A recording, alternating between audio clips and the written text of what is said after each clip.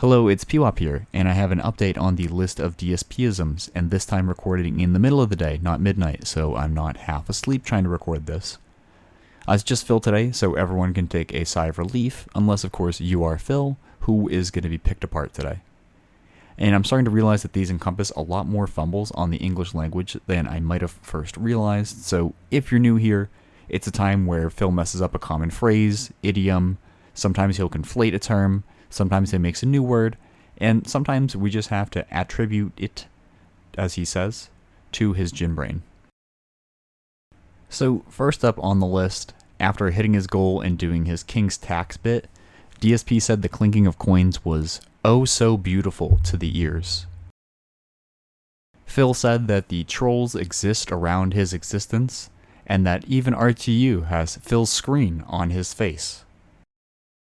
This one isn't even really a DSPism, but it was just too weird not to include the fact that his last message of the night in the Kino Casino Kick Chat was, quote, "Good night, bros."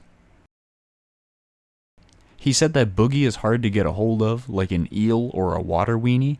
I had to check this one out on Amazon, and it turns out it is a real squirt gun style toy, so I'm felted, and I guess even a blind squirrel can nut twice a day.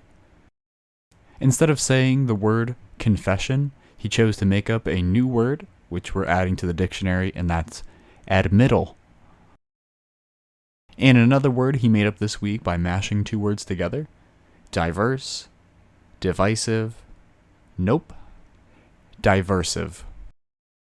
I gathered the audio for these next couple of clips because they all occurred during the same podcast, and it was a long day of tracking. If this first clip here is any indication.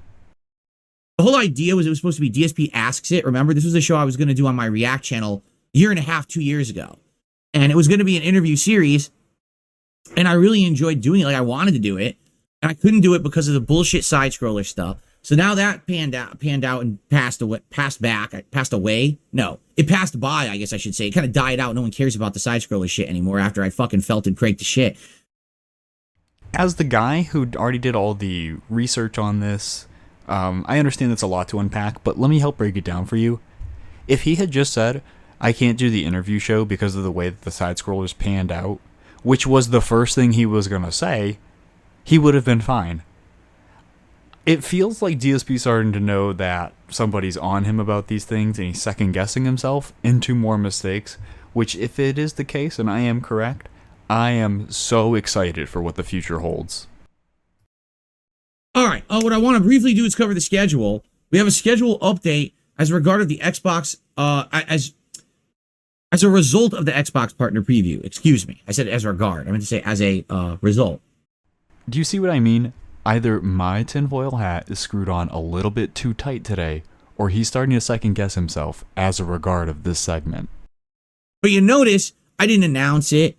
You notice I didn't talk about it. It just happened naturally because that's how things are supposed to happen. Not naturally, or not staged, not pre-planned, but naturally. And these things organically and naturally have happened around here. Do you understand? No, after listening to that one, I'd like to qualify a third theory here. I think it's also possible that he is such a pathological liar that he is just letting them fly at whim at the flick of his finger.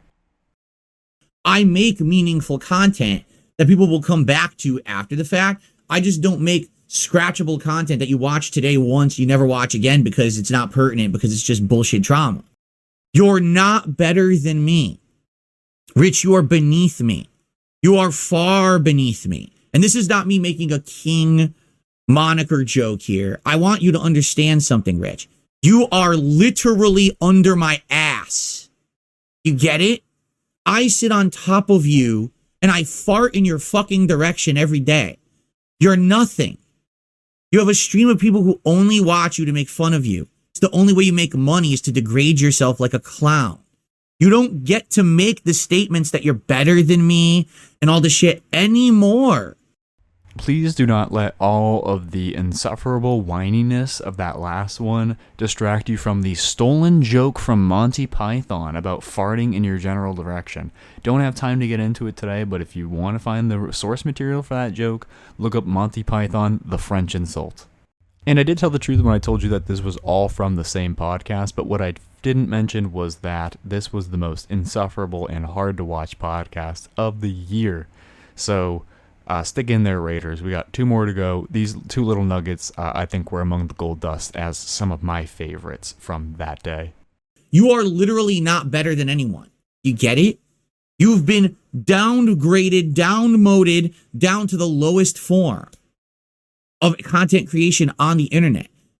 In regards to horror movies, all right? So I watched this movie, Martyrs, okay? And I watched it, and I'll be honest, it was very dark, very gruesome, very nail-bitingly, because of the stuff that was going on with there's like torture scenes and stuff, okay?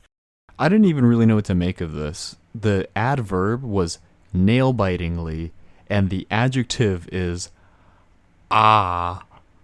And I do want to just remind you that he thinks that he's entitled to $150 for his media reviews and food reviews with such incredible details about how significantly good everything is. So there you have it. That's your DSPisms for the week. And as you can tell, he was firing off so many in a single day that this is getting out of hand quickly.